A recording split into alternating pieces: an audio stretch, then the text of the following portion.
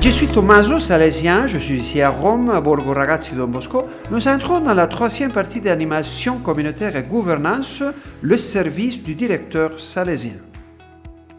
Le directeur est la mission salésienne partagée, un cœur aussi grand que les sables de la mer.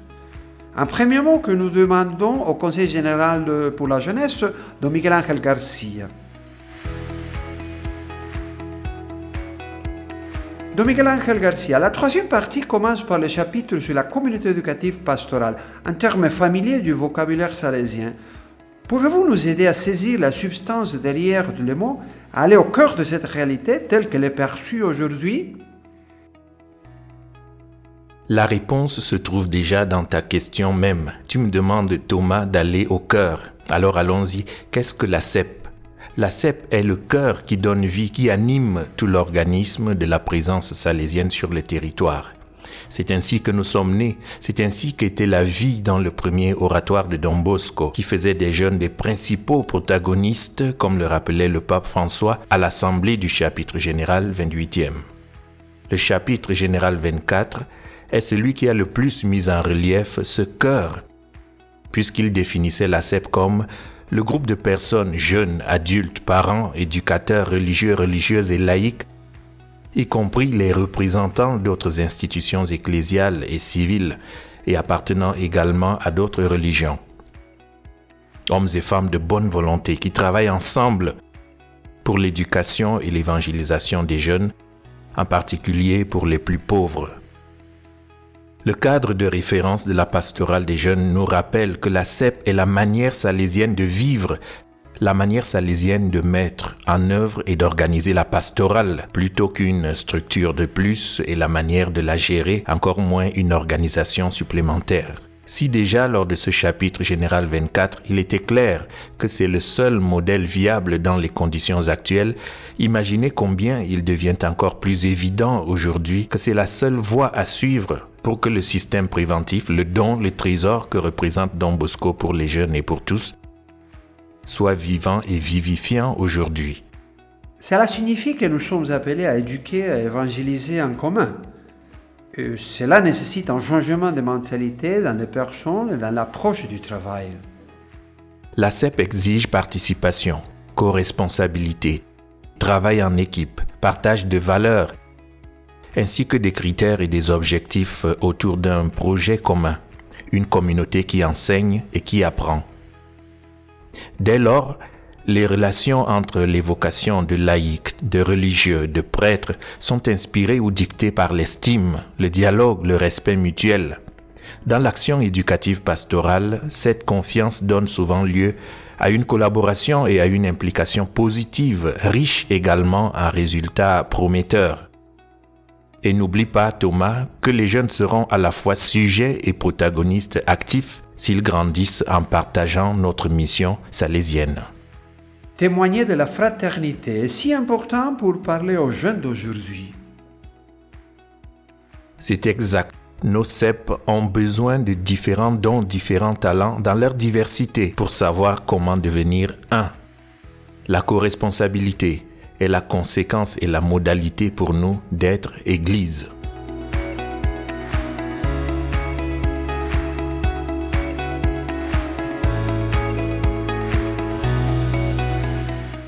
Nicoletta, depuis plusieurs années, tu travailles et tu vis avec les jeunes les plus chers à Don Bosco, ceux qui rencontrent de plus grandes difficultés. Aide-nous à mieux découvrir le visage de cette réalité. Le Borgo est une réalité complexe qui nécessite une coordination capillaire très attentive. Il existe 3 CEP différents. Le CEP de l'oratoire, qui est un centre d'agrégation des jeunes, le CEP du centre de formation professionnelle et le CEP de la zone de marginalisation et vulnérabilité, qui s'occupe des jeunes en difficulté, dont nous avons finalement changé le nom et que nous avons baptisé « Remettre les ailes », pour indiquer précisément qu'il s'agit d'une zone qui s'occupe de la relance et de la réinsertion des jeunes en difficulté. Ces 3 CEP fonctionnent en cercle concentrique avec des zones d'autonomie et des zones de chevauchement, de sorte que les 3 constituent ensemble le seul grand CEP de Borgo Ragazzi Don Bosco. Dans le texte du numéro 121, on trouve une citation de Don Vecchi qui fait également partie du chapitre général 25. Qu'entendons-nous par noyau animateur? C'est un groupe de personnes qui s'identifient à la mission, au système éducatif et à la spiritualité salésienne et qui assument conjointement la tâche de convoquer, de motiver, d'impliquer tous ceux qui sont intéressés par une œuvre, afin de former avec eux la communauté éducative et de réaliser un projet d'évangélisation et d'éducation des jeunes. Est-ce qu'elle correspond à la photographie de ceux qui animent Borgo Ragazzi Don Bosco? Il est fondamental pour nous, ici à Borgo, de bien comprendre ce que l'on entend par un noyau d'animateurs. Imaginez ces 3 grands CEP, ces 3 groupes de personnes, 10 formateurs, une quinzaine d'animateurs plus une famille, 10 psychologues et éducateurs qui travaillent ensemble et qui ont pour tâche de convoquer, de motiver et d'impliquer solidement tout le reste de la CEP. C'est-à-dire les adultes, les jeunes, les volontaires, les bénévoles de la fonction publique, les familles, familles d'accueil, entreprises, personnalités institutionnelles, personnes d'autres religions, toutes les personnes, hommes et femmes de bonne volonté, qui veulent se mettre à la disposition de nos jeunes. Imaginez donc quelle richesse inestimable il faut soigner, soutenir, promouvoir avec une forte intentionnalité.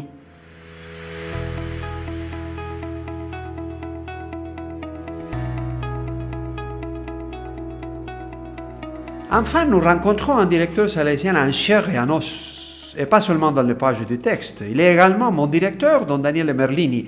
Le texte a une qualification particulière pour nous, salésiens. Nous sommes appelés point de référence charismatique. Comment pouvons-nous interpréter cela aujourd'hui en commençant ici, dans le Borgo Ragazzi Don Bosco? Il est clair que comme salésiens, comme religieux, nous faisons partie du noyau animateur avec d'autres laïcs qui embrassent cette mission, la spiritualité, et il nous est demandé d'être ce point de référence charismatique, en particulier, ce qui signifie être Don Bosco aujourd'hui, ici, dans cette partie du monde, dans cette partie de Rome, dans la périphérie de Rome, et les laïcs eux-mêmes nous le demandent. Il s'agit de garantir que l'élan pastoral, par exemple du village de garçons de Don Bosco, s'inscrit dans la ligne donnée par Don Bosco, celle des jeunes, surtout des plus pauvres. Et les laïcs nous demandent de le faire. Ils nous disent de donner une direction, car c'est nous qui recevons cette tradition et voulons la porter. Nous la vivons avec notre témoignage, à tel point que même le vivre ensemble est le premier témoignage charismatique que nous donnons à toute la communauté et aux laïcs. Nous avons ici de nombreux professionnels au sein du Borgo Ragazzi Don Bosco, de nombreux laïcs formés, des éducateurs professionnels, des psychologues, des travailleurs sociaux, de nombreux bénévoles qui ont vécu ici toute leur vie, mais tous demandent que les vrais spécialistes du système préventif et du charisme soient les Salésiens. Une grande force dans une communauté éducative pastorale, celle du Borgo et du noyau animateur, est la reconnaissance mutuelle des différentes vocations, la complémentarité dans le vécu de sa propre vocation religieuse au ministère sacerdotal, à la vie familiale, à la vocation laïque, au service des jeunes. Elle nous permet d'offrir aux garçons et aux jeunes hommes qui entrent dans notre environnement une expérience vivante, une expérience complète, car chaque garçon a des points de référence auxquels se référer, avec lesquels comparer. Pour les jeunes qui vivent l'expérience du pré-noviciat, dont le Borgo est le siège, que signifie vivre une année dans cette communauté pastorale éducative? Les jeunes qui viennent effectuer leur année du pré-noviciat ici à Borgo Ragazzi Don Bosco sont confrontés à une communauté certainement complexe, variée et aux différentes vocations que cette communauté exprime. C'est magnifique de voir comment elles peuvent marcher et se confronter avec les laïcs, avec leur vocation familiale, avec les femmes qui occupent également des rôles du premier plan dans notre organisation. Et bien, avec tout le monde, il y a cet échange et la communauté religieuse vit de cet échange ainsi que le prénoviciat qui vient vivre avec nous. Vivre cette communion qui n'est pas toujours si facile, on peut le dire, crée aussi une dynamique particulière, mais c'est possible. Il est possible de s'accepter mutuellement et de marcher ensemble avec une idée claire à l'esprit. Nous partageons une mission, une belle mission que le Seigneur nous donne à travers Don Bosco, celle d'être des éducateurs et des évangélisateurs des jeunes, surtout des plus pauvres.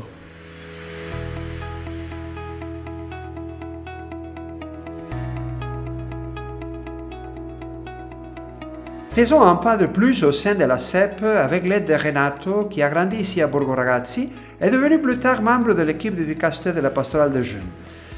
Il est le père d'Irène, de Manuel. Il travaille maintenant à Bruxelles au sein de Don Bosco International, le bureau qui représente les Salésiens de Don Bosco auprès des institutions de l'Union européenne.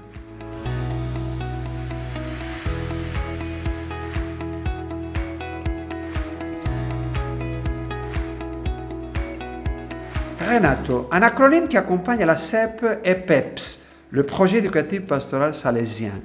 Peu de personnes dans le monde ont connu, travaillé et accompagné autant de projets éducatifs pastoraux que vous. Pouvez-vous nous aider à décoder le PEPS?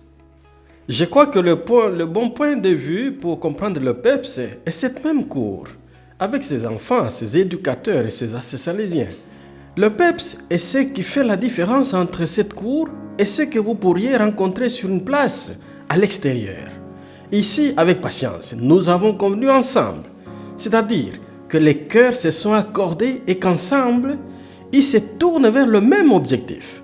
Si chacun avance à son propre rythme et à sa propre cadence, il y a une direction commune dans laquelle nous marchons et chacun y met du sien. Ce sont des visages, ces personnes concrètes avec leurs histoires. Ensemble, ils travaillent pour tirer le même parti des dons que enfants, jeunes, adultes, personnes âgées, nous avons à partager pour nourrir et faire grandir la vie de tous dans cet environnement. Ce qui se passe au niveau de la présence salésienne, comme ici à Borgo Ragazzi, et aussi ce que nous rencontrons avec une juste proportion dans la planification au niveau provincial et dans des domaines toujours plus larges, pour des projets qui ont une portée régionale ou continentale ou même mondiale. Le PEPS n'est pas tant un document qu'un processus qui se fait ensemble. Avec le partage des énergies et des talents en faveur des jeunes et de leur salut, et mot si fréquent dans le vocabulaire utilisé par Don Bosco.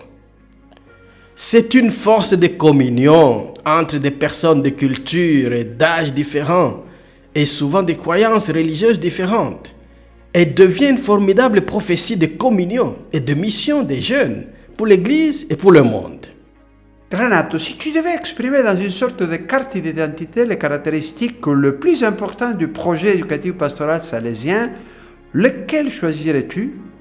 Avant tout d'abord, je pense que le PEPS est un parcours de discernement communautaire constant. Il faut ensuite être prêt à écouter la réalité et la voix de l'esprit afin de rêver et de grandir ensemble. C'est un processus dans lequel une communauté éducative pastorale reconnaît ensemble les signes des temps, les interprète à la lumière de la vocation reçue et fait finalement des choix en continuant à les contrôler, à les vérifier périodiquement, afin que les jeunes d'aujourd'hui soient meilleurs qu'hier et demain meilleurs qu'aujourd'hui. Dernier chapitre, une communauté ouverte. J'ai demandé à Don Miguel Ángel, Nicoletta, Don Daniel et Renato un dernier mot sur cette titre-image.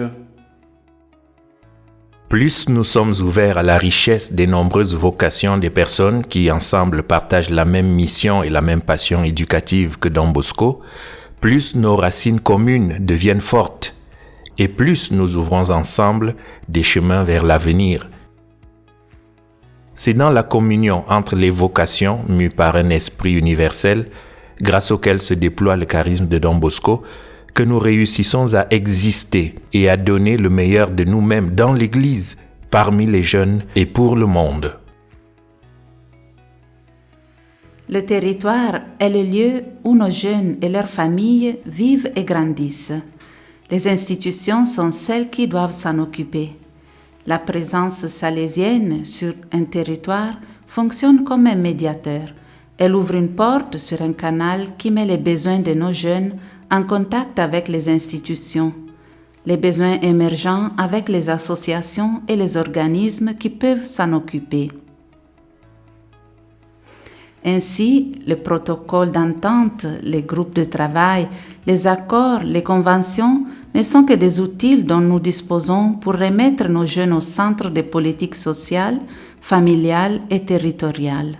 Depuis sa création, le Borgo Ragazzi Don Bosco a vraiment été une porte ouverte pour l'Église sur toute la ville de Rome et sur toutes les situations de besoin des jeunes pauvres de Rome, de la Chucha, des orphelins, des guerres. Et l'Église de Rome a accordé tant d'attention, à commencer par Monseigneur Giovanni Battista Montini, puis Paul VI, aujourd'hui un saint, tant d'attention pour faire en sorte que cela reste une porte ouverte, une porte sûre, accueillante, une famille pour tant de jeunes.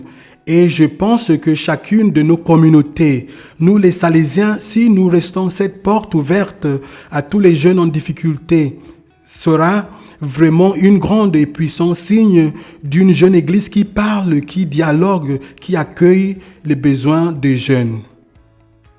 Pour moi, Don Bosco n'a jamais été un aussi grand don au monde et aux jeunes qu'aujourd'hui. Tout d'abord, parce qu'il n'y a jamais eu un si grand nombre de jeunes dans le monde. La plupart d'entre eux sont dans une condition si semblable à celle des plus pauvres auxquels il s'est consacré entièrement. Si nous sommes capables de nous mettre à l'écoute, de travailler, de rêver ensemble comme des personnes qui se reconnaissent dans le don et le charisme de Don Bosco, éducateur et pasteur, non seulement nous trouverons des portes ouvertes dans tant de contextes humains différents, sur toutes les latitudes, mais nous pourrons être ceux qui ouvriront les portes de l'avenir à tant des jeunes qui cherchent ceux qui croient en eux et sont prêts à marcher à leur côté, aujourd'hui encore plus que le passé.